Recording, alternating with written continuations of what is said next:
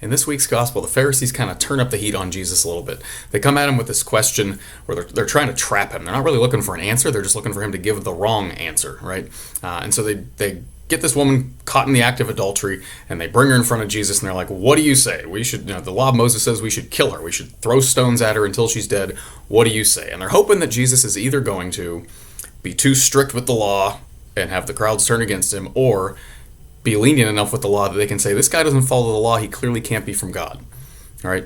And so Jesus doesn't fall for their trap. He doesn't bite at the bait, right? He kind of finds this very creative way to get out of the situation. He doesn't respond at first. He just starts drawing in the sand. Interestingly, it's the only time in the Gospels where Jesus ever writes a word down, or writes anything down. We don't know if it was a word or a picture, right? But he's just doodling in the sand or whatever. And there's some interesting traditions that maybe he was writing the Ten Commandments. I'm not really sure what he was writing, right? But he does this, and he says, whoever's without sin, cast the first stone.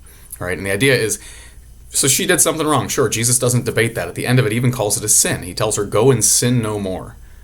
But he forgives her. All right, so he shows mercy and justice at the same time, and that's a difficult balance to strike sometimes. But he says, let the one who's without sin cast the first stone, and one by one they drop their stones and they walk away. And there's some interesting traditions that they drop their stones from the oldest to the youngest, right? The wisest in the group recognized, oh, I've got sin as well. I can't fault her. And so there's a lot of interesting things going on at play here. Jesus is sort of enacting things that he has taught previously, right? He said things like, don't try to pull the splinter out of someone else's eye before you get the log out of your own, right? Be aware of your own hang-ups, your own sin, your own dysfunction before you go and try to fix that in somebody else, right? And that's essentially what's going on here is he's telling people again, look, if you're without sin, go ahead and throw the first stone. He's the only one in that crowd who could have thrown a stone, and he chose not to do it, right? And so in our own homes, in our own lives, in our own family circles, at work, in our marriages, I don't know about you, but I am far too willing to blame my wife, blame my kids, blame my coworkers, maybe not even out loud, but certainly in my head and in my heart, right? I cast blame on other people before I recognize this is how I fell short. This is how I messed up. This is how I maybe led you to mess up in the way that you messed up.